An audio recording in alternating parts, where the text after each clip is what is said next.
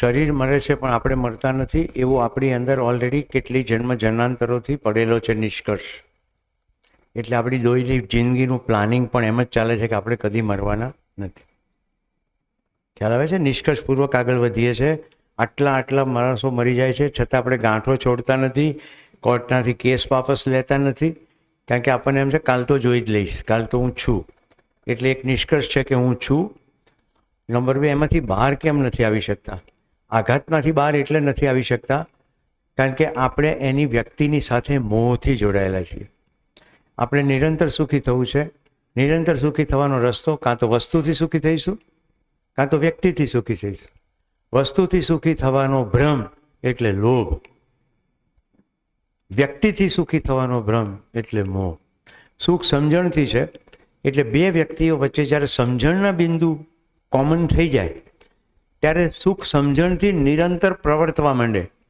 એટલે વ્યક્તિ પ્રત્યેનું જે મોહવશ કાર્યક્રમ છે એ બધો ઓછો થવા લાગે.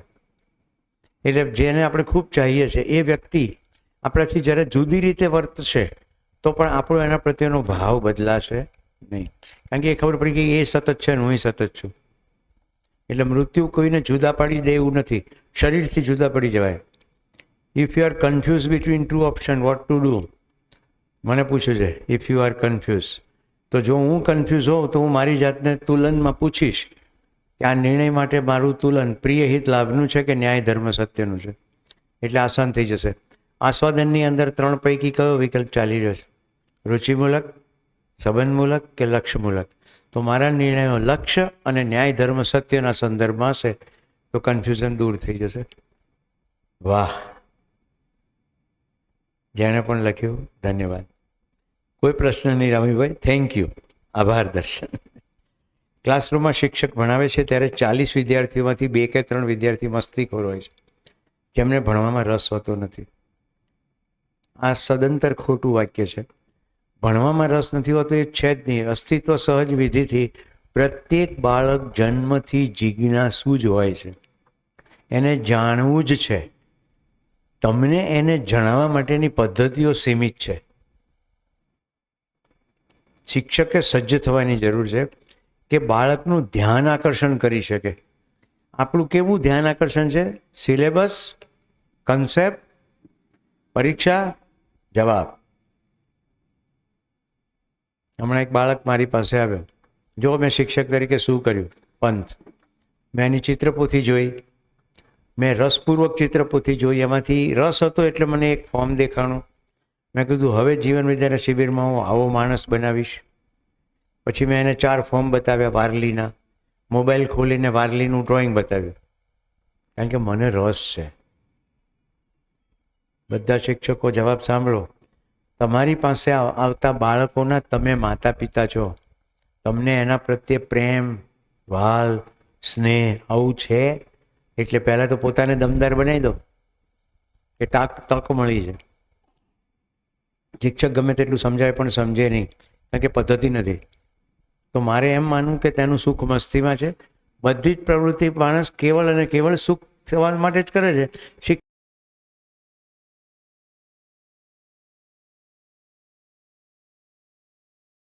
બાળકો માનતા નથી. એને સમજી લેવાની જરૂર છે કે માતા પિતા એટલા બોરિંગ છે કે એને મોબાઈલમાં વધારે, ટેલિવિઝનમાં વધારે મજા પડે.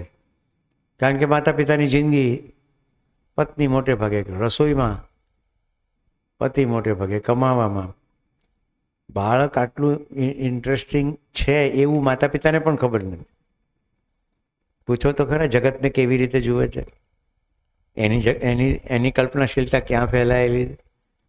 તો એટલી ઇન્ટરેસ્ટિંગ વસ્તુ છે. હું તો એવું કહેતો આવ્યો છું કે બાળકની આંખમાં જોવાનો એકવાર સરસ અનુભવ થઈ જાય, આ પેલો જીવનક્રિયાનો અનુભવ નહીં, સેન્સરી એક્સપિરિયન્સ, તો જિંદગીની સંસારની કોઈ કલાકૃતિ એની આગળ પાછી પડી જશે. પણ આપણે આંખોમાં જોઈએ છે. આંખોમાં જોવું એટલે એકાગ્ર થઈને એની સાથે રહેવું, એની સાથે વાતચીત કરવી, સંવાદ કરવો. આપણા ઘરોની ડિઝાઇન સંવાદ કરવાની છે. નંબર 2, આ જ સવાલનો જવાબ ક્યારેય કોઈ પણ માણસ, કોઈ પણ બાળક શીખશે તો એ માણસ પાસેથી જ શીખશે, પુસ્તકથી શીખશે નહીં. પુસ્તક ખાલી સૂચના છે, પ્રિન્ટેડ ફોર્મમાં આવી ગઈ. એની પાછળનો બધો જ મર્મ એક માણસ જ સમજાવી શકે. અને સમજણનો એક કમ્પોનન્ટ ભાષા છે, બીજો કમ્પોનન્ટ આચરણ છે. કેટલા લોકો તારે જમીન પિક્ચર જોઈ છે? એમાં શિક્ષક નાચે છે, બાળક બી નાચે છે, તો એને લાગે તો મારી જેવો જ છે. આપણી માનસિકતામાં શું છે? બધાને કોમન છે આ મિસ્ટેક. એ નાનો છે, એને સમજણ ના પડે. અહીંયા હું એમ કહું છું, તમને બહુ સમજણ પડે છે. આખી માનવજાત 855 કરોડ સમજણ પડતી હોય તો પૃથ્વીની પથારી ફરી ના ગઈ હોત. હું ગુસ્સે નથી, ભાર દઈને કહી રહ્યો. માણસ જો સમજદાર હોત તો આ હાલત હોત સંસારની. ક્યાં સમજદારી છે? તો કયા આધારે કહીએ છીએ કે તને સમજણ ના પડે? કહેવું પડે કે અમને સમજણ નથી પડી. તો એના દ્રષ્ટિએ જગત દેખાય. બીજું એક બીજો મુદ્દો જે ભણાવવાનો છે ને, તમારા મનમાં ફિટ બેઠું છે કેરિયર. આ ભણશે, સારા માર્ક લાવશે, પાસ થશે તો પછી કદાચ એની જિંદગીમાં કંઈક દી વળશે. આપણે અત્યારે વર્તમાન શિક્ષણની સમીક્ષા કરી લઈએ. અત્યારે કોઈ પણ વિદ્યાશાખામાં વિદ્યાર્થી ભણતો હોય કોલેજમાં, મારો પ્રસ્તાવ છે શિક્ષણની વર્તમાન પ્રક્રિયામાં 3 શાસ્ત્ર બધી જ ડિસિપ્લિનમાં જાણે અજાણે બાળક ભણી જાય છે. અર્થશાસ્ત્ર, શું કરવાનું? કંટ્રોલ પી, વિન્ડો પી.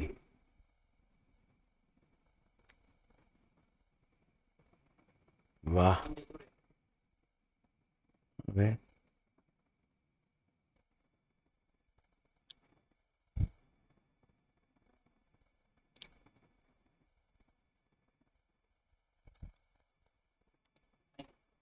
ઓકે, તો શિક્ષણની આ વર્તમાન પ્રક્રિયા છે. દેખાય છે તમને 3? હવે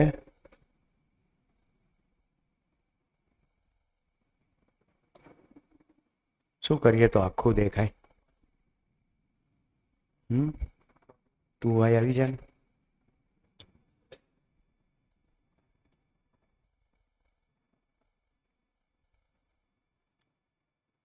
એન્ટર અહીંયા છે.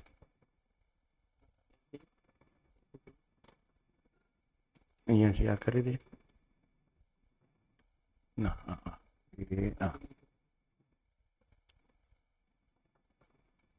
ઓકે, હવે જુઓ આવી ગયું. ફાઇન. મેં એવું પ્રપોઝ કર્યું કે કોઈ પણ ફેકલ્ટી હોય, ઇવન મેડિસિન પણ હોય, તો અર્થશાસ્ત્ર ભણાવાય. તમે કહેશો ના, એવું તો નથી ભણાવતા. એવું જો ના હોય તો ડૉક્ટરો કઈ જગ્યાએ ક્લિનિક ખોલવું, કેટલા રૂપિયાની લોન લેવી, કેટલા સમયમાં રિટર્ન ઇન્વેસ્ટમેન્ટ થશે, બધું જ ગણતરી કરે છે. ક્યાં પોપ્યુલેશન વધારે છે? અર્થશાસ્ત્ર છે કે નથી? છે કે નથી?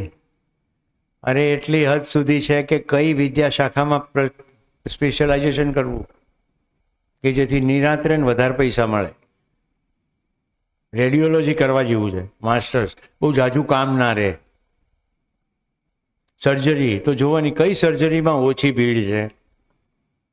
અર્થશાસ્ત્ર છે. હવે જોઈએ સમાજશાસ્ત્ર. ડાયરેક્ટ નથી ભણાવતા, પણ ઇનડિરેક્ટલી સમાજશાસ્ત્ર વિદ્યાર્થી ભણી જાય. ક્લાસમાં શિક્ષક શું કહે? 1લો નંબર કોનો આવ્યો? અને ઘરે જઈને મા બાપ શું કહે? આટલું આટલું તારી પાછળ કર્યું, કેમ માર્ક લાવતો નથી? હવે એક જુદું સમાજશાસ્ત્ર ભણી જાય. ઓકે, મનોવિજ્ઞાન તો છે જ. કેટલા બધા કોમન સ્ટેટમેન્ટ છે. તને સમજણ નહીં પડે, તાર બાપાએ ડફોળ જ હતા. રાઈટ? આખી 7 પેઢીમાં કોઈ ભણ્યું હોય તો ભણે ને. આ બધું મનોવિજ્ઞાન શીખી જાય. જોઈએ હવે આપણું આખું અર્થશાસ્ત્ર લાભોન્વાદી છે. એની પાછળ આ માન્યતા છે, human needs are immense and resources are scarce. હકીકત શું છે? માનવના શરીરની જરૂરિયાત નિશ્ચિત છે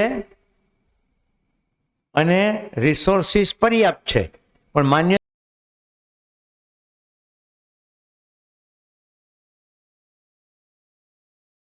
સંતોષ આનંદ જોઈએ છે અને સાધનમાંથી મળી જશે. એટલે એ માન્યતા અંતર્ગત હવે સ્પર્ધા શરૂ થઈ, કારણ કે રિસોર્સિસ ઓછા હોય તો સ્પર્ધા કરવી જ પડે. એટલે નંબર 1, 2, 3 શિક્ષણની પ્રક્રિયામાં. બિઝનેસમાં ગયા પછી પણ કોનો માર્કેટ શેર વધારે છે, કેમ કરીને કોમ્પિટિટરને પાડી દેવો, તમામ પ્રકારનું શોષણ કરવા માટે બોગસ એડવર્ટાઇઝ કરવી. જ્યાં જ્યાં શોષણ થાય ત્યાં વિદ્રોહ થાય ને થાય જ. ઘરમાં શોષણ થાય તો કંકાસ થાય, સમાજમાં શોષણ થાય તો સંઘર્ષ થાય, અને એક દેશ બીજા દેશનું શોષણ કરે તો યુદ્ધ થાય. બીજું શાસ્ત્ર છે સમાજશાસ્ત્ર. જો પેલું લાભોન્માદી છે, ઉન્માદ છે. આ ભોગોન્માદી સમાજશાસ્ત્ર. શું માન્યતા છે? બલશાલી જીએગા, સર્વાઈવલ ઓફ ધ ફિટેસ્ટ. ડાર્વિને જે પ્રિન્સિપલ પ્રાણીઓમાં લગાડ્યા, આપણે એ પ્રિન્સિપલ માણસ ઉપર લગાડીએ. માણસ ક્યાં પ્રાણી છે? બળશાલી જીએગા એવું છે, પણ માની લીધું કે એવું છે તો પછી બળ, રૂપ બળ, ધન બળ, પદ બળ, આ બધાને માટેની પછી દોડ છે. બધા બ્યુટી પાર્લરો, બધી ફેશન ઇન્ડસ્ટ્રીઝ, બધો શો બિઝનેસ. અને પાછા સમાજના લોકો માને આ પ્રિયંકા ચોપરાએ તો સેંકડો લોકો ભેગા થઈ જાય, જાણે એ જ રૂપાળી. તમારો જેવો પણ ચહેરો છે એના માટે તમારો ના તો વાંક છે ના કે તમારી હોશિયારી છે. તમારા માતા પિતાનો જેવો જીન્સનો મેકઅપ હતો એવો તમારો ચહેરો છે. આ કોણ નક્કી કરી શકે કે આ ચહેરો રૂપાળો છે? કોઈ નક્કી ના કરી શકે. પણ ભ્રમ છે. એક સ્પર્ધા થાય. હવે ઠેઠ ગાંધીનગર સુધી આવી ગઈ છે, મિસ ગાંધીનગર. બધા પોતાની અંદર ડોક્યું કરજો. કોઈને કોઈની માં કદરૂપી લાગે છે? માં હંમેશા રૂપાળી હોય છે, કારણ કે ત્યાં મમતા અને વાત્સલ્યની અનુભૂતિ છે આપણને. તો કેવી રીતે નક્કી કરાય? 36-24 સાઈઝ થાય એટલે રૂપાળા. એકવાર સ્ત્રીનું શરીર માં બની જાય પછી સેમ શેપ રહે નહીં, અને સેમ રાખવા માટે ખૂબ બધો ખર્ચો ધમાલ કર્યા કરો તો કદાચ રહે. પણ એટલું બધી ધમાલ કર્યા પછી ફિટનેસ ના હોય અથવા જિંદગીના બીજા કોઈ લક્ષ્ય દેખાતા ના હોય તો બધો સમય એમ જ જાય. તો ભોગોન્માદી સમાજશાસ્ત્ર. ક્વેશ્ચન નહીં પૂછી શકે. ક્વેશ્ચન નથી, ઇન્ફોર્મેશન શેર કરવું. હે? ક્વેશ્ચન નથી, પણ શેરિંગ પણ નહીં, કારણ કે સિલેબસ જ નહીં પતે. આજના સત્રમાં મારે શિક્ષણ સમજાવી દેવું છે અને 7 સંબંધ સમજાવી દેવા છે, કારણ કે જીવન વિદ્યાનું ઓવરવ્યૂ મેં પ્રોમિસ કર્યું છે ને તમને, તો ઓવરવ્યૂ તો પૂરો થવો જોઈએ ને. આખું પહેલા સત્રમાં પ્રશ્નો જ થયા. કામોન્માદી મનોવિજ્ઞાન. કામની ઈચ્છા ચાલક બળ છે. કાલે એક બેન મને મળવા આવ્યા હતા, સાયકોલોજીમાં જ શીખવાડે છે કે બાળકની પણ બધી પ્રવૃત્તિ સેક્સ ઓરિએન્ટેડ જ છે. એનું સ્તનપાન થઈ રહ્યું છે પણ સેક્સની જ પ્રવૃત્તિ છે. હવે પેલો ગાંડિયો તો બોલ્યો, આપણે જીકમ જીક હાય હા કરીએ.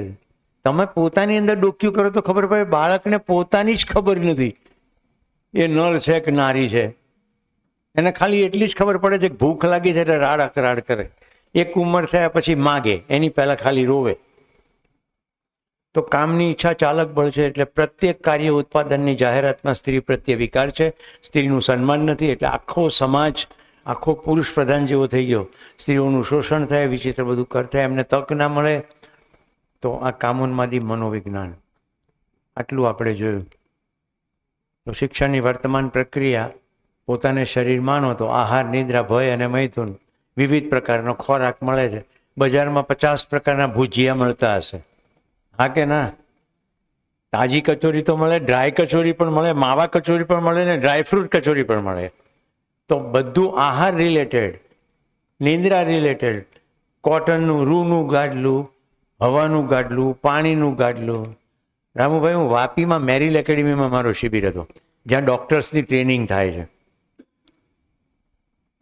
કે મને જે રૂમમાં રાખ્યો એનો મેનેજર આવ્યો કે સાહેબ હું ત્યારે તમને બધું સમજાવી દઉં. મેં કીધું ભાઈ હું તો બહુ પ્રવાસ કરું છું, મારે કંઈ કહેવાની જરૂર નહીં પડે. કે ના આ બધું સ્પેશિયલ છે. મેં કીધું સારું સમજાવો. તો બેડની બાજુમાંથી એણે વાયર સાથે જોડેલું મીટર કાઢ્યું શિયાળાના દિવસો હતા, એટલે કે તમે છે ને આ બેડનું ટેમ્પરેચર એડજસ્ટ કરી શકશો. એટલે ગાડલું ખાલી વેરાયટીનું જ નથી, ટેમ્પરેચર કંટ્રોલ ગાડલું. પછી મને ટોયલેટમાં લઈ ગયો, ત્યાંય મીટર કાઢ્યું, ત્યાં સીટ દબાવશો ને એટલે સીટ ઊંચી નીચી થશે. પછી તમારો ટોયલેટનો કાર્યક્રમ પતી જાય પછી જે પાણીનો ફુવારો આવે એનું ટેમ્પરેચર પણ તમે નિયંત્રિત કરી શકશો કે કેટલી ગરમીનો ફુવારો આવવો છે. સમજાય છે? કલ્પનાશીલતા ક્યાં લગાડી દીધી? આહાર, નિદ્રા, ભય, મૈથુન 4 પ્રવૃત્તિમાં લાગી એટલે સુખ સમજાયું નહીં. તો મિત્રો, આ વર્તમાન શિક્ષણની પ્રક્રિયા છે. શું કરવું પડશે? બેઝિક માન્યતામાં ફરક કરવો પડશે. નાનું બાળક હોય ત્યારથી જ આ થઈ શકે એવું છે. જે લોકોને જરા પણ અવિશ્વાસ આવે એને હું વિસનગર આવવાનું આમંત્રણ આપું છું. ગ્લોબલ ગાર્ડિયન સ્કૂલ, મધ્યસ્થ દર્શન જીવન વિદ્યા પ્રમાણે ચાલતી સ્કૂલ, એના બાળકોને સીધું તમારે મળવાનું. અમે ઇન્ટરવ્યૂ નહીં કરીએ, સીધી વાત કરો એટલે ખબર પડશે. જેટલા મહેમાનો આવે છે આશ્ચર્યચકિત થઈ જાય, કારણ કે બાળક તો જિજ્ઞાસુ છે, અમે એની જિજ્ઞાસાનો જવાબ આપીએ છીએ. ઓકે, તો જિજ્ઞાસુ છે એટલે એટલું સરસ રીતે બધું પકડી શકે છે. ત્યાં અમે સંબોધન બહુ સિસ્ટમેટિક છે. ભાઈજી, બહેનજી.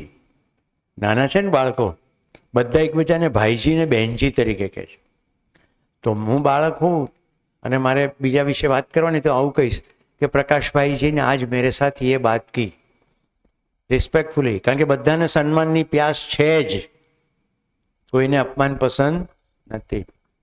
હવે આપણે થોડીક એવી માન્યતાઓ જોઈએ કે જેની ઉપર આપણે જિંદગી ચલાવી છે. કશુંક મેળવવા કશુંક ખોવું પડે છે. છે કે નહીં આવી માન્યતા? કુછ પાને કે લીએ કુછ ખોના પડતા હૈ. અહીંયા શું છે પ્રસ્તાવ? નિરંતર સુખ અને સમૃદ્ધિ મેળવવા તન, મન અને ધનનું આયોજન કે નિયોજન કરવું પડે. કેવી રીતે?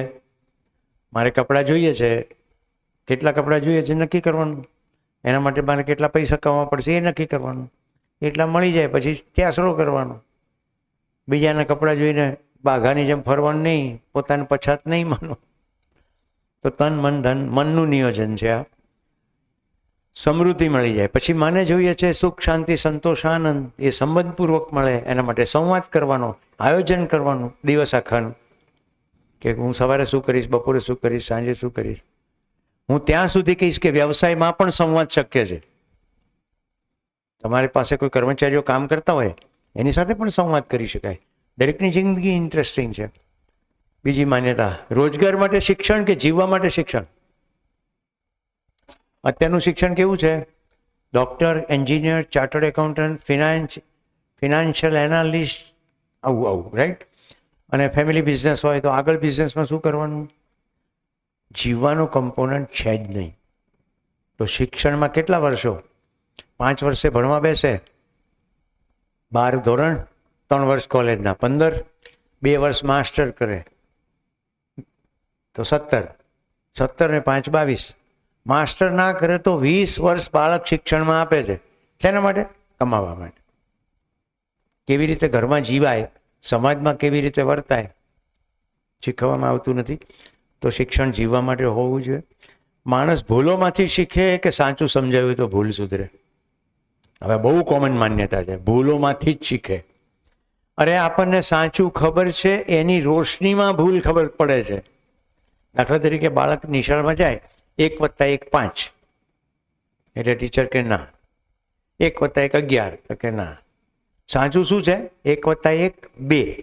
આ 1 + 1 2 ખબર છે એટલે ખબર પડે છે કે આ ભૂલ છે. તો ભૂલમાંથી નથી શીખતું, સાચાનો રેફરન્સ છે એટલે શીખે. આપણે એવું માને ભૂલ કરતા કરતા શીખે. ધંધામાં પણ આવું કે છોકરાને ધંધે બેસવા દો, 2-5 ભૂલ કરશે ને એટલે શીખી જશે. એવું શીખવવું પડે કે વ્યવસાય કરવાની મોજ પડે. એના માટે શું સમજવું જરૂરી છે? ગ્રાહક સાથે સંબંધ, પોતાના કર્મચારીઓ સાથે સંબંધ.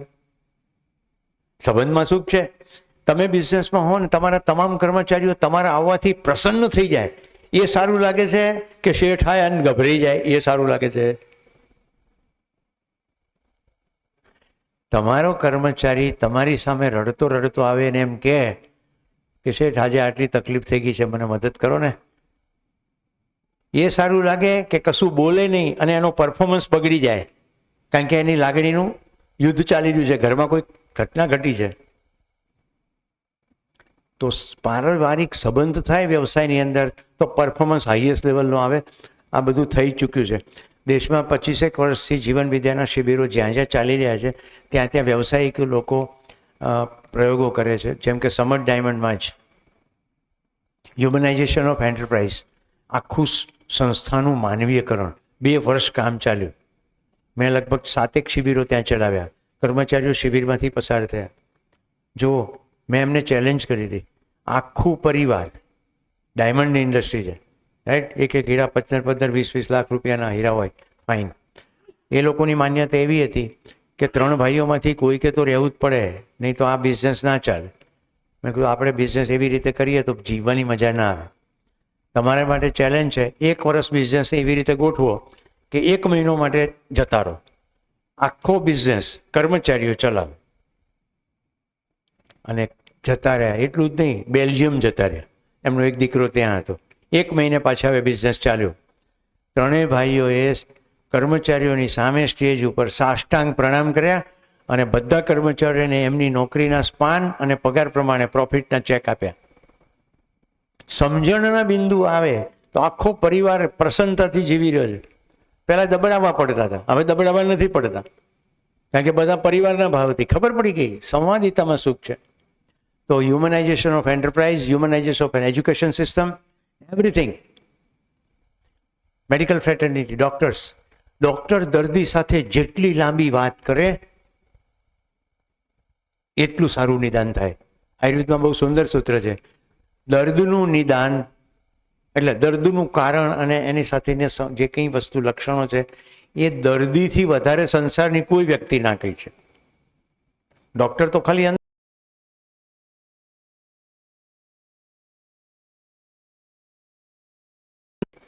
પેલો મેઇન ડૉક્ટર છે, હિસ્ટ્રી જોવે ના જોવે તરત બીજો પેશન્ટ. હા કે ના? એક પ્રસંગ કહી દઉં એટલે હ્યુમનાઇઝેશન શું છે ખબર પડે. મારો અંગત પ્રસંગ છે. આબુનો રોક ચડતા મારો પિંડીનો મસલ ટેર થઈ ગયો. મસલ ટેર થાય ને એટલે એવું પેઇન થાય જાણે કોઈ મોટો પથ્થરો માર્યો. અને હું રોક ઉપર હતો. રેસ્ક્યુ કરીને મને નીચે ઉતાર્યો. મને ગ્લોબલ હોસ્પિટલમાં આવી ગયા, ટ્રીટમેન્ટ ચાલી. લગભગ 8 મહિના થયા મારું પેઇન જ બંધ ના થાય. તમામ પ્રકારના પેઇન કિલર, બધું ફિઝિયો, બધું કરી લીધું. પછી મને કોઈ કીધું કે અમદાવાદની આ એક હોસ્પિટલ છે, બહુ ફેમસ છે, અને એના માણસ ગિનિસ બુક રેકોર્ડવાળા છે, એ તમારું કદાચ દર્દ કરી શકે સરખું. એટલે હું એમની પાસે ગયો. એમણે મને જોઈને તરત પ્રિસ્ક્રિપ્શન લખવા માંડ્યા. એટલે મેં હાથ જોડીને કીધું, સાહેબ તમે મને 10 મિનિટ સાંભળો. હવે હું સ્ટેચર પેલા ટેબલ ઉપર હતો એટલે એમણે મને આમ ટાંગા ઊંચા કરો ને તેમ કરો ને એવું બધું કરીને એના આધારે પ્રિસ્ક્રિપ્શન લખતા હતા. મેં એમની સામે હાથ જોડ્યા ને એટલે ડૉક્ટર સીધા મારી પાસે આવી ગયા. બોલો. મેં કહ્યું, સાહેબ શિક્ષક તરીકે આખો દિવસ ઊભો રહું, રાઈટ, આ શિબિરમાં તો હમણાં બેસું છું, અધરવાઇઝ ઊભો જ રહું. આ મારી જીવનશૈલી છે, આવું હું ખાઉં છું અને પહાડોમાં નિયમિત જાઉં છું, અને છતાં આવું થયું છે. હવે કહો. એમણે પ્રિસ્ક્રિપ્શન ફાડી નાખ્યું અને કે લેબોરેટરીમાં જતા રહો, 4 કલાકમાં રિપોર્ટ તમારો આવી જશે. અમદાવાદનું કંઈ કામ હોય તો પતાવો. એ જ હોસ્પિટલમાં ડેન્ટિસ્ટ્રી સેક્શન ચાલતી હતી. એટલે મેં કહ્યું ચાલો એન્યુઅલ ચેકઅપ કરાવી નાખીએ દાંતનું.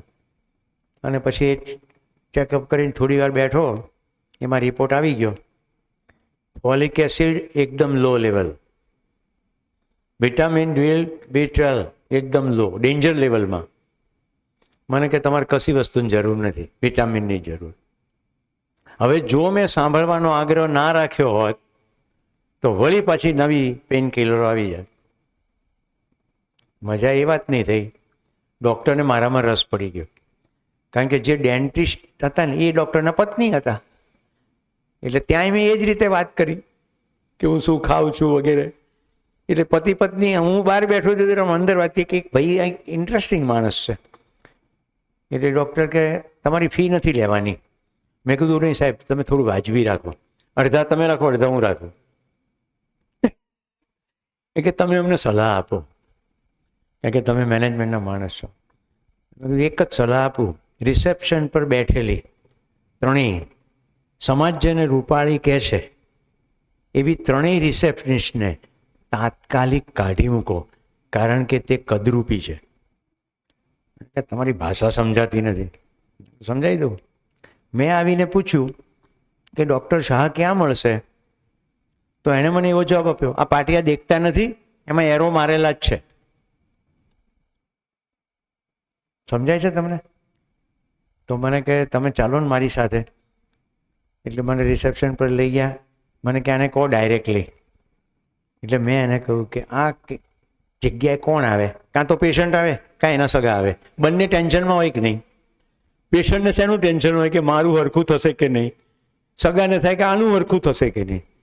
તો રિસેપ્શન પર બેઠેલું માણસ તો કમ્પેશનેટ હોવું જોઈએ ને, એને દર્દી પ્રત્યે સંવેદના હોવી જોઈએ. યસ ઓર નો?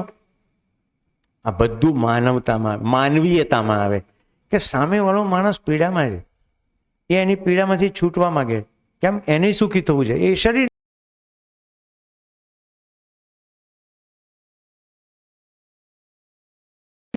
એટલે મેં કહ્યું ત્રણેયને દીકરીઓને, મેં કીધું હું નથી ઈચ્છતો તમને કંપની કાઢી મૂકે, પણ મેં આવી સલાહ એટલા માટે આપી કે તમે જો તમારી અંદર ડોક્યું નહીં કરો ને તો તમે કરુણામય નહીં બની શકો. તમારે વિચારવું પડશે કે તમે એની જગ્યાએ હો અને તમારી સાથે કોઈ તોછડાઈ કરે શું કરશો? કેટલાને પોઈન્ટ સમજાય છે? શિક્ષકો પકડી લીધું તમે? તમારા રૂમમાં આવનાર પ્રત્યેક બાળક જિજ્ઞાસુ છે, સત્ય વક્તા છે, ન્યાયનો યાચક છે. તરુણ નામનો એક દીકરો આવ્યો હતો. મેં એને પૂછ્યું તું પછી શિબિરમાં કેમ ના આવ્યો? તો કે રસ નથી પડતો. ઉંમર નાની છે, રસ ના પણ પડે. મારે સહજ રીતે સ્વીકારવું જોઈએ કે એમ કહેવું જોઈએ કે ના રસ તો પડવો જ જોઈએ? તો આ વાત છે.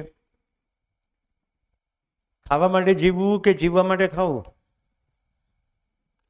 ના, સુરતના લોકોએ, કરનાલ સાહેબ સિવાય બીજા કોઈ સુરતના હોય તો મજા આવશે. વેસુ નામનો અત્યંત પોશ એરિયા છે. ત્યાં લોકો પોતાના ઘરેથી ચોખ્ખાવ ઘરનું બનેલો ખોરાક ટિફિન ભરીને શેતરંજી લઈને ફૂટપાથ ઉપર, જ્યાં બાજુમાંથી વાહનો પસાર થાય છે, ત્યાં પાથરીને ખાય છે. સુરત ખાવા માટે છે, જીવવા માટે ખાય. ધૂળ, ધુમાડા, કાર્બન મોનોક્સાઇડ, મર્ક્યુરી, ઝીંકનું પ્રદૂષણ, આટલો કાન ફાડી નાખ્યો, ક્યારેક અવાજ, વાહનો અમુક તો બહુ ઘોંઘાટિયા પણ હોય, અને પરિવાર સાથે બેસીને. તો જે ઘરમાં આવું થાય એ નાના બાળકો નાનપણથી શું સંસ્કારિત થાય છે? ઘરમાં નિરાતે શાંતિથી પપ્પા મમ્મી સાથે બેસીને ના ખવાય. મજા તો ઘોંઘાટિયા ધૂળ ભરેલા વાતાવરણમાં જ. તમે કરનાલ સાહેબ ખોટું નહીં લગાડતા ને? ખોટું લગાડજો તો બીજા 10ને કહેશો તમે નહીં ખાતા હો, પણ ખોટું જ નથી લાગતું એટલે ફેર જ ના પડે. ઓકે, સામાન્ય રીતે આપણે સાથે રહીએ છીએ કે સાથે જીવીએ છીએ? તમારી જાતને પૂછો. આ દીકરી યાદ કરાવે છે, પાણી પી લો.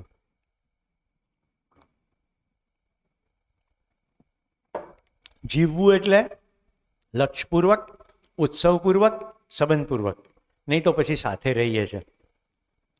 જેવું અન્ન તેવું મન. હું નામ નહીં લઉં, પણ એક બહેન આવે છે સફેદ કપડાવાળા, મોટિવેશનલ સ્પીકર, એક સંપ્રદાયમાંથી આવે છે. જૈસા ખાય અન્ન વૈસા હોય મન. સાંભળવામાં બહુ સારું લાગે. હિટલર શાકાહારી હતો, 25 લાખ યહૂદીઓને ખાઈ ગયો. જરાક તો વિચાર કરો, ખાવાથી શું ફેર પડે? ખાવાથી શરીરમાં ફેર પડે, મનમાં થોડો ફેર પડે, મનમાં સમજણથી ફેર પડે. હા, એટલું ખરું કે કેટલાક પદાર્થો એવા છે, જેમ કે લીકર, આલ્કોહોલ, રાઈટ, ખાવાથી તમે બેહોશ થઈ જાઓ. તમે હોશમાં જ નથી તો મન શું વિચારશે? રાઈટ. કેટલાક પદાર્થોને તામસિક કહેવામાં આવે. એ પદાર્થો મજૂરો ખૂબ ખાય, જેમ કે ડુંગળી, લસણ, હિંગ. હવે કેટલીક પાચન પ્રક્રિયામાં એ ઉપયોગી પણ હોય. એ જે તે વ્યક્તિના કેસમાં છે. આખો એક સિદ્ધાંત બનાવી દઈએ કે આ ના જ ખવાય, અને એને પછી ભગવાન સાથે જોડી દઈએ કે ભગવાને ના પાડી. તો આ બધી જ બાબતો માન્યતા અંતર્ગત છે. કેટલાક તો ઔષધો છે. લસણ ઉપર એટલા બધા પ્રયોગો થયા છે, ગાર્લિક પીલ્સ આવવા માંડી છે, હાર્ટ ઉપર એની સીધી ઇમ્પેક્ટ છે. તો બધાને બધું અનુકૂળ ના હોય. જેને જેવું અનુકૂળ હોય પોતાની તપાસ કરીને ખાય.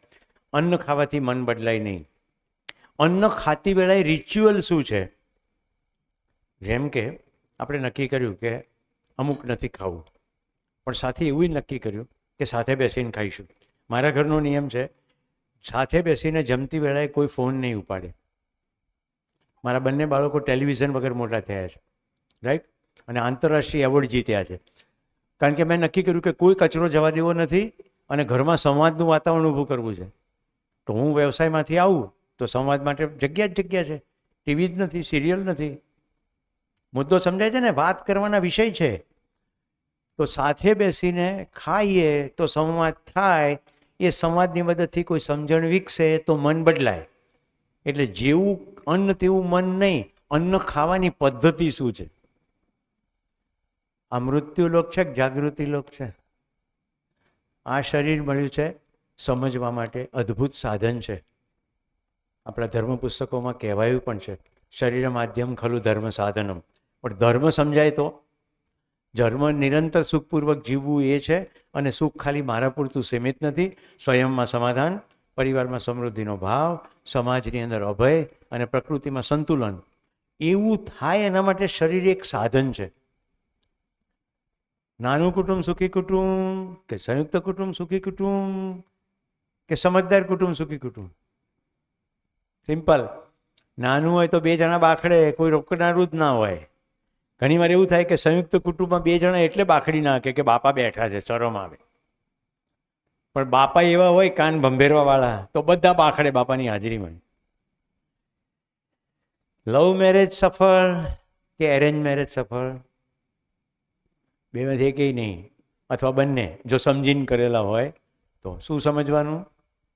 શું સમજવાનું? સ્વયંને સમજવાનું, પરિવાર સમજવાનો, સમાજ સમજવાનો, પ્રકૃતિ સમજવાની.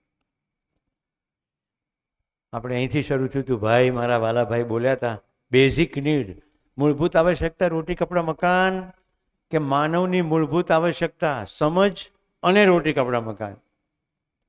રાઈટ? સમજણપૂર્વક, સમાધિતાપૂર્વક જીવવું, સાથે સાથે ખાવું પણ.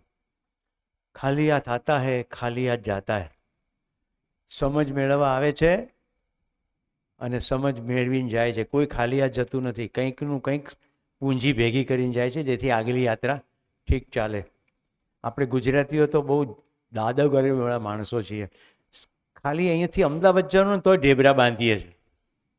આંતરરાષ્ટ્રીય પ્રવાસોમાં જો ગુજરાતી હોય ને પ્લેનમાં, તો થોડીક વારમાં તમને છૂંદાની વાસ આવે. હા કે ના? હું ગુજરાતી જ છું. એકવાર જેટ એરવેઝમાં એર હોસ્ટેસ આવી મને કે ખુશ્બુ બહોત હે. જેમ હું છાપા અને બોટલ લઈ જાઉં છું ને પાણીની, એમ ફ્લાઇટ હોય ત્યારે હું રોલ લઈ જાઉં. એટલે જે ઘરેથી ખાવાનું લીધું એને એલ્યુમિનિયમ ફોઇલમાં પેક કરું, અને હંમેશા થોડું વધારે હોય. આશય હોય કે વધે તો પછી નીકળીને રસ્તામાં કોઈકને આપી દઉં, પણ કોઈ માગે તો સાથી પેસેન્જરનું ઓલવેઝ ઓફર કરું. તો એર હોસ્ટેસ કે બહુ ખુશ્બુ અચ્છી આ રહી હૈ. હું આલુ પરોઠા સામાન્ય રીતે પસંદ કરું, એટલે શું ત્યાં શાક કાઢવું ને બોળવું ને એવું બધું થાય નહીં, સીધું ખાઈ શકાય. તો મેં કીધું मेरी पत्नी बहुत अच्छा बनाती है और 2 एक्स्ट्रा है. तो बोले मैं यहाँ नहीं ले सकती लेकिन एंड में दे देना. માણસ બધે જ છે એટલે એને મેં છેલ્લે આપી દીધું. તો માણસ ખાલી હાથે નથી આવતો. સંસાર દુઃખરૂપ છે, જીવન સંઘર્ષ છે. જો આપણે શું તપાસી રહ્યા છીએ? માન્યતાઓ. સુખ દુઃખ સાથે જ જાય. આ સંસારમાં સંઘર્ષ છે, આ તો બધું માયા છે, છેલ્લે કશું હાથમાં આવતું નથી. એની જગ્યાએ સંસાર સુખરૂપ છે, જીવવું એ ઉત્સવ છે. હું તમારી સાથે 5 દિવસ ઉત્સવપૂર્વક જીવ્યો. જે ઘરોમાં રહ્યો, જમ્યો, ત્યાં પણ ઉત્સવપૂર્વક રહ્યો, જમ્યો, મજા કરી. તો સંસાર દુઃખરૂપ છે જ નહીં, સમજણ પડે તો. પૈસા મળવાથી બધું બરાબર થઈ જશે કે સમજવાથી? પૈસા મળવાથી બધું બરાબર થઈ જતું હોય તો બધા ભાઈઓ ઝઘડે નહીં. હા કે ના? ઘરમાં વસ્તુ લાવવા બાબતે ડખા થાય નહીં. પૈસા મળવાથી બરાબર થઈ જતું નથી, સમજવાથી બરાબર થાય છે.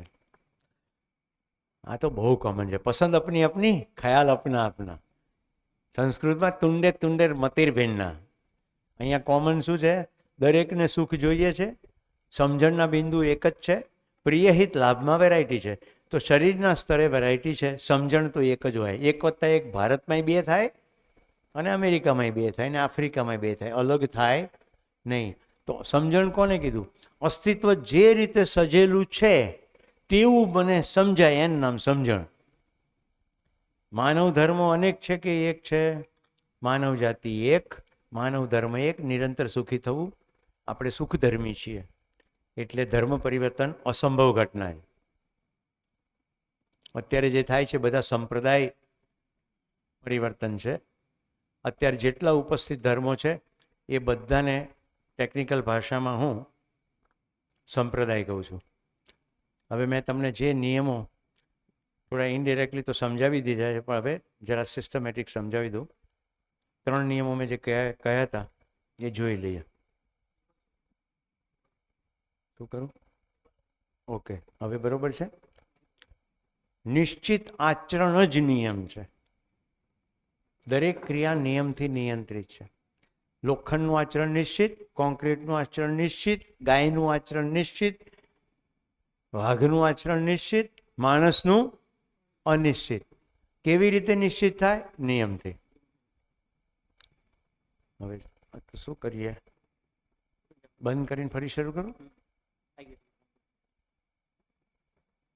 હવે ગુડ.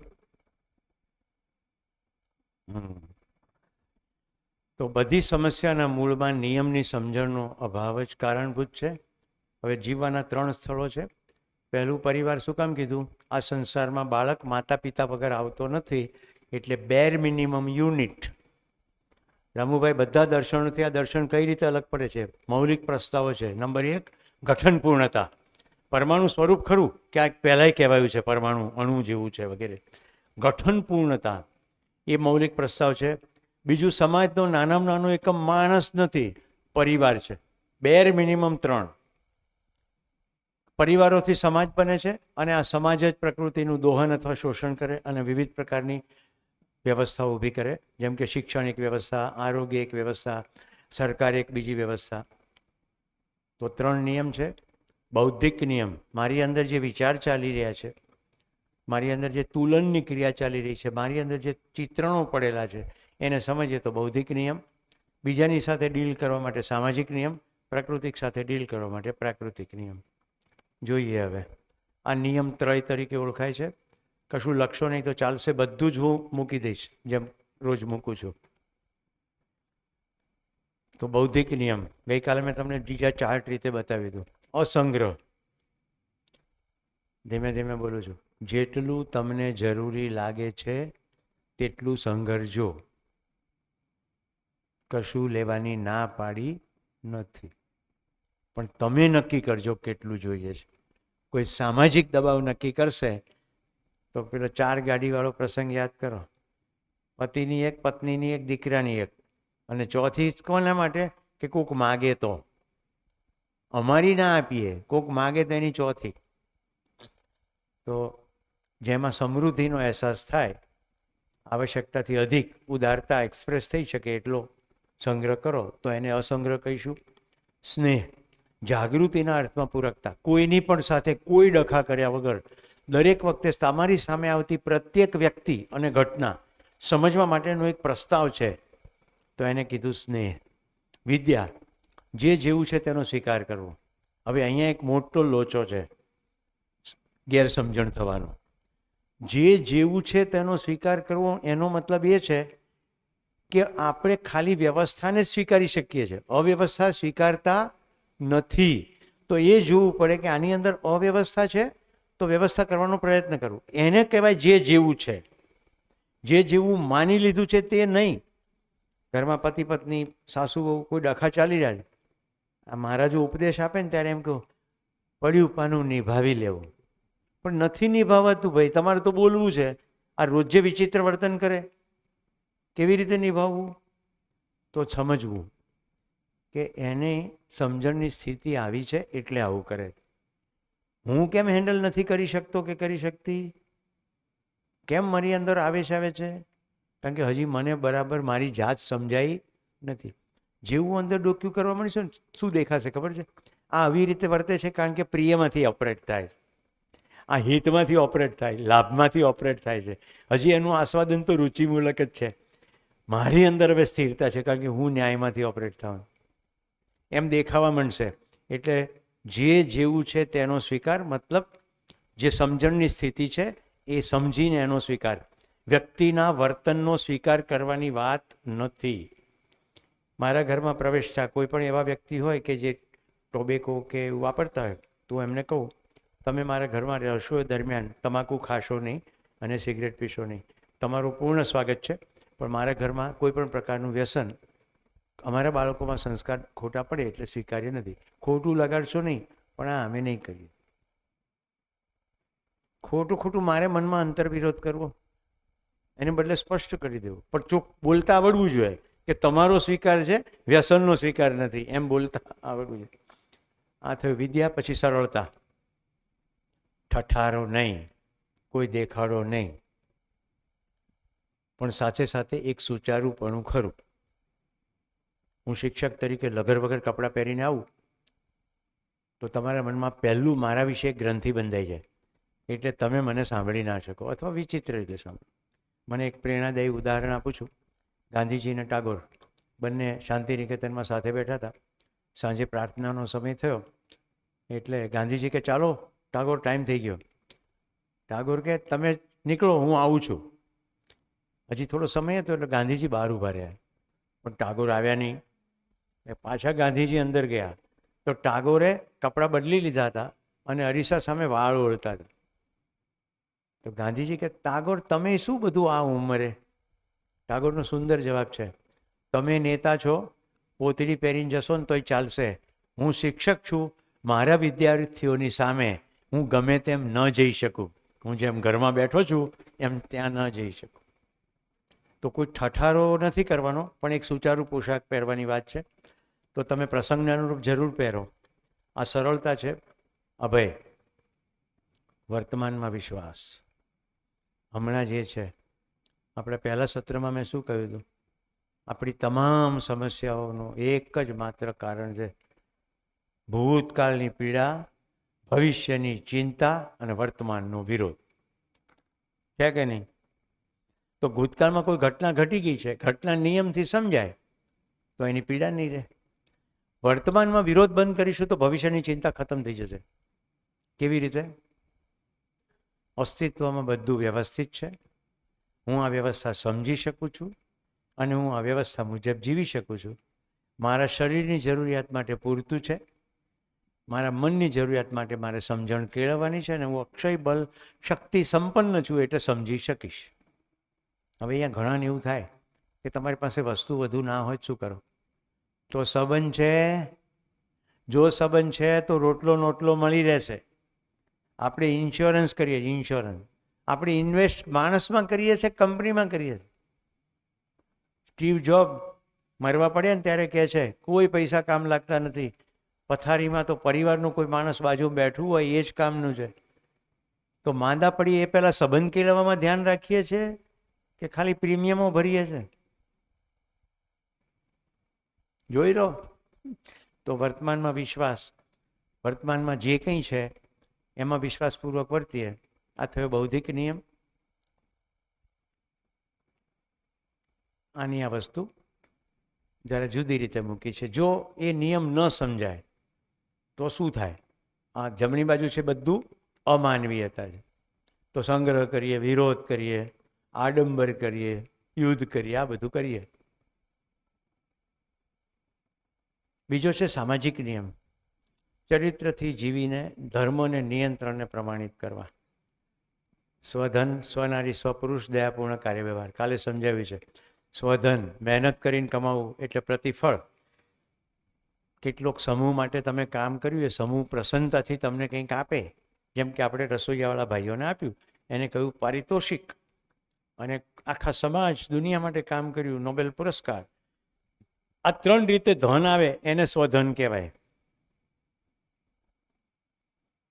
એક શિબિરમાં એક ભાઈ કે તો શેર બજારમાં આવેલું એ ધન સ્વધન કહેવાય? તો ના કહેવાય, કારણ કે કોઈ પરિશ્રમ કરતા નથી. આમ લેપટોપમાં કે ફોનમાં આંગળા દબાઈએ એ શ્રમ નથી, કારણ કે દિમાગ ચલાવીને તમે નિર્ણય લો છો કયો શેર ખરીદવો ને કયો વેચવું. તો શું કરવું કે નહીં? તો બે હાથ જોડીને કહું છું, વ્યવસાય, નોકરી જે કરતા હોય તે કરતા રહેજો. મહેરબાની કરીને શિબિર પત્યા પછી બંધ ના કરી દેતા. ખાલી અધ્યયનમાં આગળ વધજો એટલે શું થશે, નિરર્થક ઓટોમેટિક છૂટવા જ બનશે.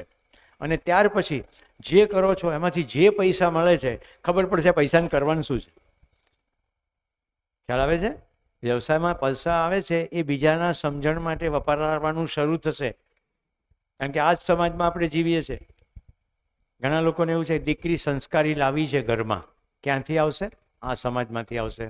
બહુ લાવી છે આ સમાજમાંથી જ આવશે ને, હા કે ના? દીકરી સમાજમાં પરણાવી છે તો દીકરો આ સમાજમાંથી જ આવશે. તો જો સમાજ માટે કશું ના કર્યું સમજણનું તો દુઃખ અનિવાર્ય જ છે. તો પોતાના ઘરમાં કર કરીએ બધું અને સમાજ માટે કશું જ ના કરીએ તો એ ચાલવાનું નથી. તો ખબર પડી જાય કે પૈસા કમાય તો પછી પૈસાનું કરવાનું શું? સ્વનારી સ્વપુરુષ આ દાંપત્યના અર્થમાં છે. મેં ગઈકાલે પણ સમજાવ્યું જ છે. બાળક મોટું થઈને જુએ છે કે એના માતા અને પિતા પોતાની શારીરિક જરૂરિયાતોમાં કેવી રીતે સંયતપણે વર્તે છે. તો શરીરની જરૂરિયાત પૂરી થાય છે. काम इच्छा की तृप्ति के लिए मैरिज नहीं है, काम पीड़ा की मुक्ति के लिए मैरिज है. क्योंकि જે પણ કામનો આવેશ છે એ થોડી ક્ષણો પૂરતો છે. ત્યાર પછી તો પતિ પત્નીનો સંબંધ ભાઈ બહેન જેવો જ સંબંધ છે, મિત્ર જેવો જ સંબંધ છે. કારણ કે પતિ પત્ની સંબંધમાં પણ કન્ટિન્યુઅસ સેક્સ્યુઅલ એક્ટિવિટી થતી નથી. તો એ અર્થમાં સ્વનારી સ્વપુરુષ, દયાપૂર્ણક કાર્ય વ્યવહાર. જે પણ પ્રકૃતિની ત્રણ અવસ્થા છે, પદાર્થ, વનસ્પતિ અને જીવો, એ ત્રણેય પાસેથી સુવિધા માટે જે કરીએ છે એને કહેવાય કાર્ય. માણસ સાથે કરીએ છીએ વ્યવહાર. તો એની સાથે દયાપૂર્ણ રીતે વર્તવું. જીવ અવસ્થાની અંદર ગાય ભેંસ વગેરે પાલતુ પ્રાણી એને પણ જીવન ચલાવે છે, એમાં સંવેદના છે, તો દયાપૂર્ણ રીતે વર્તવું. આ થયા સામાજિક નિયમ. ડાબી બાજુના સામાજિક એમ રીતે ના સમજાય તો અત્યારે સમાજમાં ચાલી જ રહ્યું છે પરધન. આલિયા માલિયા ટાલિયા, પૈસા લઈને દેશ છોડીને જતા રહે. બેંકમાંથી લોન લેવાની હાથ અદ્ધર. ખેતીવાળાએ કંઈ બહુ કરતા નથી, ખેતી કરતા જ ના હોય. સરકાર જાહેર કરે પાક નિષ્ફળ ગયો, ખોટા પેપર કરી લેવાના અને ખેરાત લઈ લેવાની. રાઈટ? દર વર્ષે લોન લેવાની, લોન વ્યાજે ચડાવવાની અને પછી લોન પાછી માફ કરી દે સરકાર તો ઓર જલસા. આ છે પરધન. પરનારી પર પુરુષ તમે જાણો છો. પર પીડાત્મક કાર્ય વ્યવહાર, બધા પ્રકારના આતંકવાદી પ્રવૃત્તિઓ, શોષણ. આ થઈ અમાનવીયતા.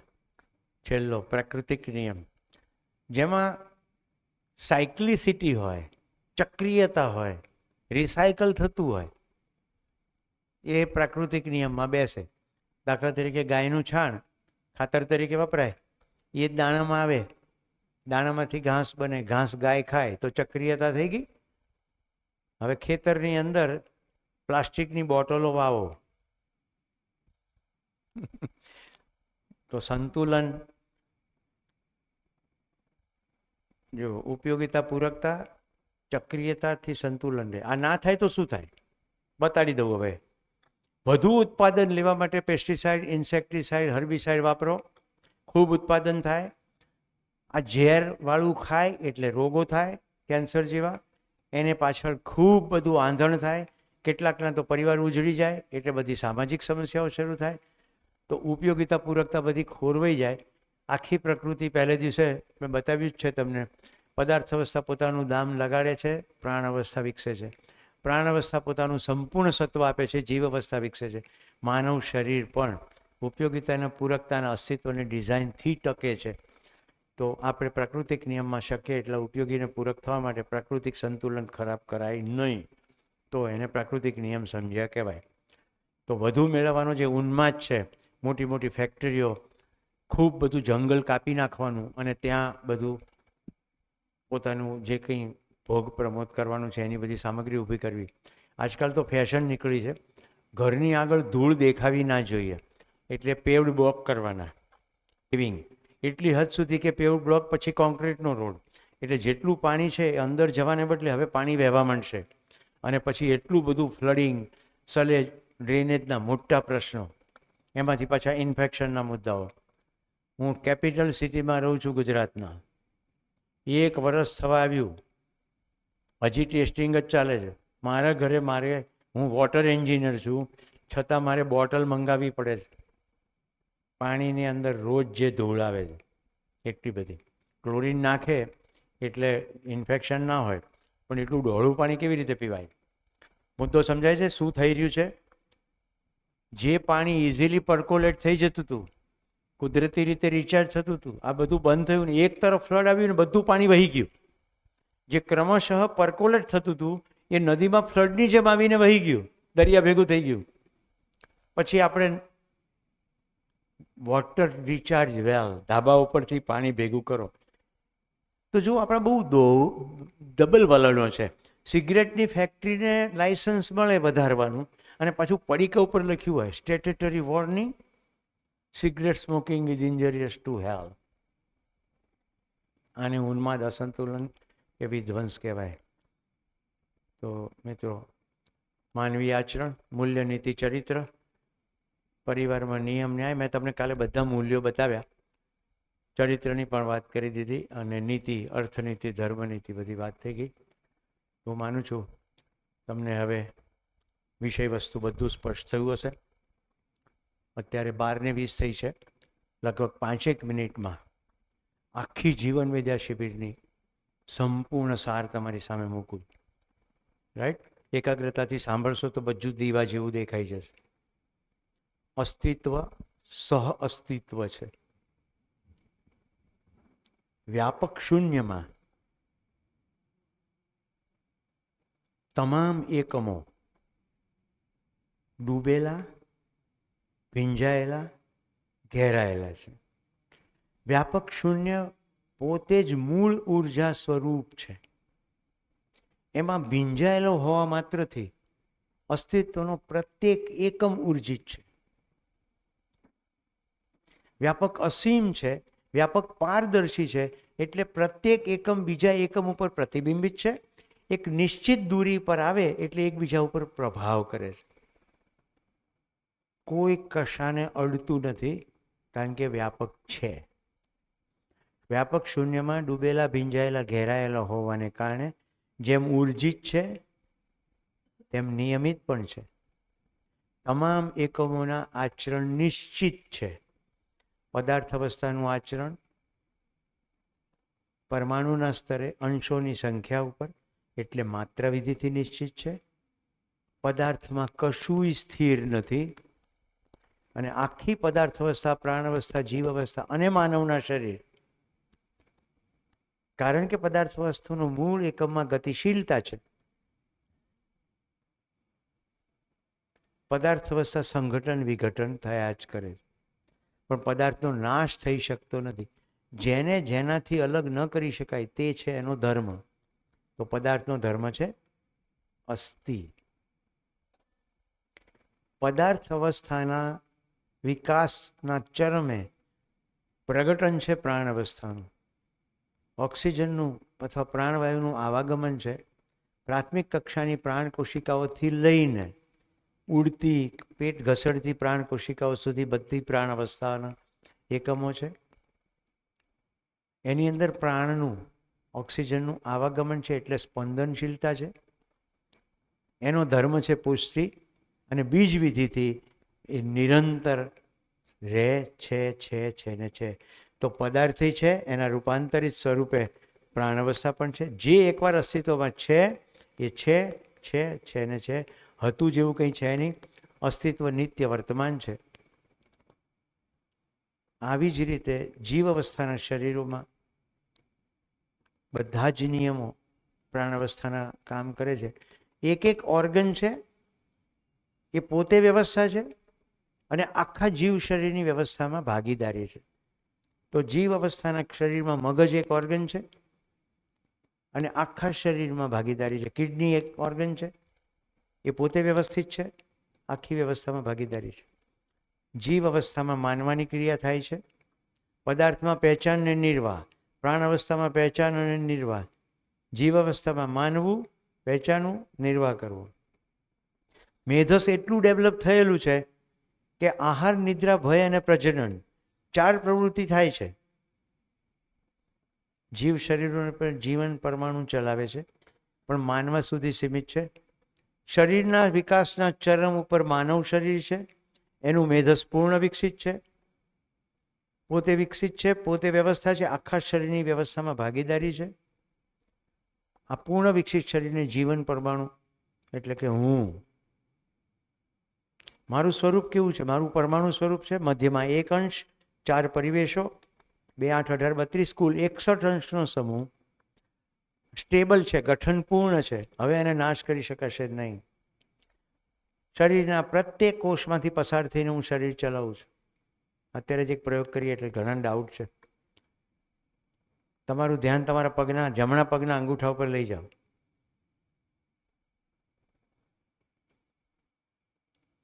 છે કે નહીં? છે અંગૂઠો? પહેલાંય હતો.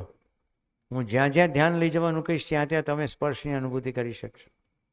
ડૉક્ટર હોય તો આને પ્રૂફ કરી શકે છે. પગ કપાઈ ગયો હોય પણ વ્યક્તિની સ્વીકૃતિ ના હોય જીવનની, તો એ કહે કે મને અંગૂઠામાં દુખે છે, તો ડૉક્ટર પ્લાસ્ટર માર્યું હોય ને એમાં ઇન્જેક્શન મારે. એને તમે ડૉક્ટરને પૂછી લેજો, એને ફેન્ટમ ફૂટ કે, રાઈટ? અગ્રવાલ સાહેબ આપણી વચ્ચે બેઠા છે. ફેન્ટમ ફૂટ. જ્યારે એની સ્વીકૃતિ થઈ જાય કે પગ તો નથી, પછી જે માને, ત્યાં સુધી એ માન્યા જ કરે. તો માનવની અંદર જાણવાની કોશિશ ના કરે તો માનવાનું તો થાય જ છે. પશુઓ પાસેથી જોઈ જોઈને આપણે સંગ્રહ કરવાનું શરૂ કર્યું. આહાર નિદ્રા ભય પ્રજનનની પ્રવૃત્તિમાં ખૂબ દિમાગ લગાવ્યું. આપણા પૈકી કેટલાકે જાગવાની કોશિશ કરી. એમણે આપણને કેટલાક સંપ્રદાયો, ધર્મ, પુસ્તકો આપ્યા. સમગ્ર માનવ જાતિએ દુનિયાના પ્રત્યેક ખૂણા ઉપર જાણવાની કોશિશ કરી. કેટલાકે સ્વયંને જાણવાની કોશિશ કરી, કેટલાકે સંબંધોને જાણવાની કોશિશ કરી. વિજ્ઞાનની મદદથી આપણે અસ્તિત્વના કેટલાક પાર્ટને જાણ્યા. ભૌતિક વિજ્ઞાન, કેમેસ્ટ્રી, જીવ વિજ્ઞાન, આવું જાણ્યું. માનવને જાણવાની કોશિશ થઈ. એના ફલ સ્વરૂપે જેટલું જાણ્યું, આજ સમાજ ગઠિત સ્વરૂપમાં છે. કેટલીક માની લીધેલી પરંપરાઓ પણ છે, પણ સમાજ એક સારા સ્વરૂપમાં હજી પણ છે. પણ એ પૂરતું થઈ પડ્યું નહીં, કારણ કે આટલા ટેકનોલોજીકલ વિકાસ પછી પણ માણસ પોતાની સાથે સંવાદિતામાં, પરિવાર સાથે સંવાદિતામાં જીવી ન શકે એવું વાતાવરણ દેખાયું. પરમાદરણીય શ્રદ્ધેય નાગરાજજીને આ પ્રશ્નો થયા. વેદપાઠી બ્રાહ્મણ પરિવારમાં જન્મવા છતાં એમણે સમાધિ સંયમપૂર્વક જે અસ્તિત્વ દર્શન કર્યું. આપણે બધાએ ફરી સમાધિ સંયમ ના કરવો પડે એટલે સીધા નિયમો શોધીને આપણા હાથમાં આપી દીધા અને કહ્યું આ તમારે માનવાની જરૂર નથી. આ તમે જુઓ, જેટલું કહેવાઈ રહ્યું છે શબ્દ છે, એનો એક અર્થ છે અને અસ્તિત્વમાં વસ્તુ છે. તમારા પૈકી કેટલાય મિત્રો શિબિર દરમિયાન અટવાયા છે, કારણ કે શબ્દો જૂના છે. સાક્ષાત્કાર શબ્દ જૂનો છે, આત્મા શબ્દ જૂનો છે, જીવ શબ્દ જૂનો છે. અહીંયા દરેક શબ્દોની પરિભાષા છે, દરેક શબ્દોનો અર્થ છે. આખી કિતાબ એની પણ છે, એન્ડ્રોઈડ એપ પણ છે. તમે શબ્દ લખશો એટલે તરત ખબર પડી જશે. રાઈટ? સુખ લખશો તો એની ડેફિનેશન, સુવિધા લખશો તો એની ડેફિનેશન, માનવ લખશો તો ડેફિનેશન આવશે. મનાકાર કો સાકાર કરને વાલા, મનસ્વસ્થતા કા આશાવાદી. તો અસ્તિત્વ છે વ્યાપકમાં ડૂબેલા તમામ એકો પૈકી આપણે પણ બધા ડૂબેલા, ભીંજાયેલા, ઘેરાયેલા છીએ. જીવન સ્વરૂપમાં આપણે હંમેશ માટે છીએ ને છીએ. પ્રત્યેક બાળક જિજ્ઞાસુ, ન્યાયનો યાચક અને સત્યવક્તા છે. મોટો થતાં થતાં જે સમાજ, જે શાળા અને જે પરિવાર એને મળે છે એમાંથી એ સંસ્કારિત થાય છે, અથવા ખોટું મળી જાય તો કુસંસ્કારિત થાય છે. અને આ માન્યતાપૂર્વક આખી શરીર યાત્રા પૂરી કરે છે. એમાંથી જે નિષ્કર્ષતા આવે છે એ નિષ્કર્ષપૂર્વક આગળની એની યાત્રા થાય છે. આપણા સૌના ખુશનસીબ છે. હવે કોઈ વર્ષો લગાડવાની જરૂર નથી, નિયમોને સમજવાની જરૂર છે. અમારે જેવા કેટલાય મિત્રો સમજણપૂર્વક આગળ વધ્યા છે. આખો માનવ પરિવાર એક છે એટલે કોઈ ફી નથી હોતી, એટલે નિઃશુલ્ક પોતાની ખુશીની અભિવ્યક્તિ છે. મેં 5 દિવસ તમારી સાથે મારી ખુશીની અભિવ્યક્તિ કરી છે. અને આજ તો મારી ખુશી વિશેષ એ હતી કે ઈશુભાઈ, જેમના પૂર્ણ પ્રયત્નથી આ હોલ પ્રાપ્ત થયો, એમની દીકરી ખુશી પણ આજે શિબિરમાં સવારના એક સત્રમાં હતી. તો બધાના સહયોગથી, નામ તો મેં એક લીધું, બાકી તમે બધાને હવે જાણો જ છો. એડી સાથે એન્જલ સ્કૂલના મિત્રો, એના કેટલા બધા સ્ટાફના મિત્રો અહીંયા સતત કામ કરી રહ્યા છે. તો બધાના સહયોગ વડે આ શિબિર શક્ય થયો. તમે મને ખૂબ એકાગ્રતાથી સાંભળ્યો. તમારી જિજ્ઞાસાઓને મેં કેટલાકના જવાબ અત્યંત ત્વરાથી આપ્યા છે, જ્યારે કે હું સંવાદ સમજાવી ચૂક્યો છું કે સાથે મળીને જોઈએ કે શું છે. પ્રારંભિક શિબિરની અંદર આપણી પાસે એટલો બધો સમય નથી હોતો અને બધાની સરખી સ્થિતિ નથી હોતી. એટલે ક્યાંક મેં તમને રોક્યા પણ છે, ટોક્યા પણ છે, પણ આશય એ છે કે ફટાક કરતું તમારું ધ્યાન ચાલી જાય કે શું કહેવાય રહ્યું છે એને સાંભળો, માન્યતાને સાઈડમાં રાખો. તો કેટલીક માન્યતાપૂર્વક તમે સાંભળ્યું, કેટલાકે દમ લગાડ્યું છે. સૌનો આભાર. હું આ શિબિરમાં 5 દિવસ ટકી શક્યો તમારા તમામ પ્રશ્નો સાથે, તમારી એકાગ્રતા સાથે, તમારી ચેલેન્જીસ સાથે. આવી તક પૂરી પાડીને તમે મને મારા સ્વયં અધ્યયનમાં મદદ કરી છે. તમારા સૌ પ્રત્યે કૃતજ્ઞતા વ્યક્ત કરું છું. 12:30 થઈ છે. મારી તમારી પાસેથી અપેક્ષા છે તમારા ફીડબેક સાંભળવાની. આગળ શું થવાનું છે એની સૂચના અપાઈ ગઈ છે. તો શિબિર તમારા માટે કેવો રહ્યો, તમે એમાંથી શું લઈને જાઓ છો, આગળ તમે શું કરવા ઈચ્છો છો એટલું તમે કહેશો તો મને એ ખ્યાલ આવશે કે મેં જે પ્રયત્ન કર્યો એમાંનું કેટલું તમારા સુધી પહોંચ્યું. મહેરબાની કરીને શિબિર સારો હતો એવું ના કહેશો. એનું પ્રૂફ છેલ્લા સત્ર સુધી તમે બેઠા છો એ છે, રાઈટ? પ્રમાણ છે. સારો ના હોત તો તમે ના રહ્યા હોત. કોઈ પણ રીતે તમારા માટે સારો હતો. કદાચ તમે મને ચકાસવા બી આવ્યા હોય પ્રયોગશાળા તો પણ સારો હતો કે ભાઈ ચકાસવાની તક મળી. યસ, આટલી વસ્તુ જરૂર કહેજો. તમારું નામ, તમારું ગામ અને તમે શું વ્યવસાય કરો છો.